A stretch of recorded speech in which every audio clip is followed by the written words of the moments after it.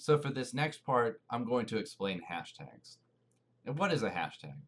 Essentially, a hashtag denotes a specific topic in a conversation. Think of it like if you opened up a medical journal or medical book um, and you were looking for a specific part of the anatomy. Let's say you wanted to look up the femur in this book. You wouldn't read through the whole book to try to find the section of the femur. I mean, you could, but it would probably take you a while.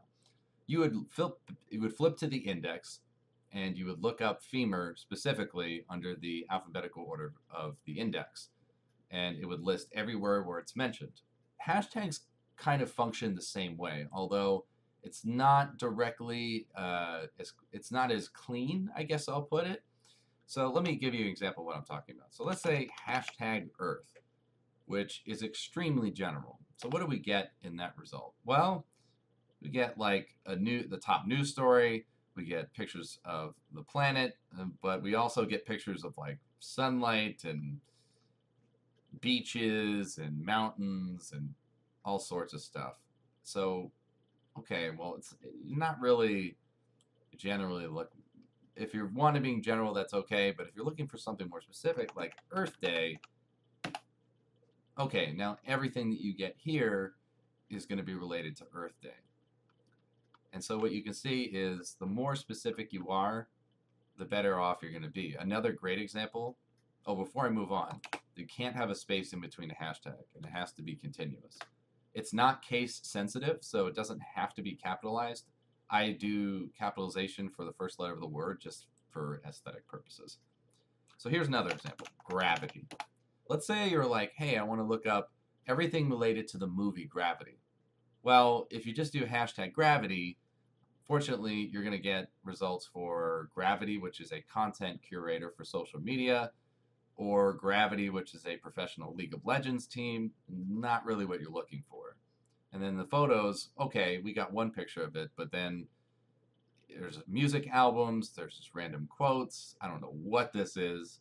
Um, and then the timeline, you may have something related to Gravity, but it's probably not mostly it might be some movie references, but it's just way too general to really find it. So you can do two options. You can do Gravity movie, and then okay, everything that has to do with the movie is on your timeline now because you're much more specific.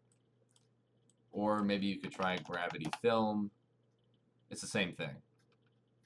So you'll get a little bit different results just because some people use the different hashtag, but at least you're being much more specific, and it does have to do with the film. So what does this have to do with our Twitter chat? So we have Ask Aware. And what a lot of Twitter chats like to do is put out an infographic like this. They'll have the hashtag with the name and then kind of tell you what the chat is about and what the goal of the chat is, and then they'll give you the date of the chat. Typically, Twitter chats are an hour long, so this will be 2 p.m. to 3 p.m. Eastern Standard Time on September 9th. The topic, and then we have Health Park Pharmacy helping us out in the topic of medication management.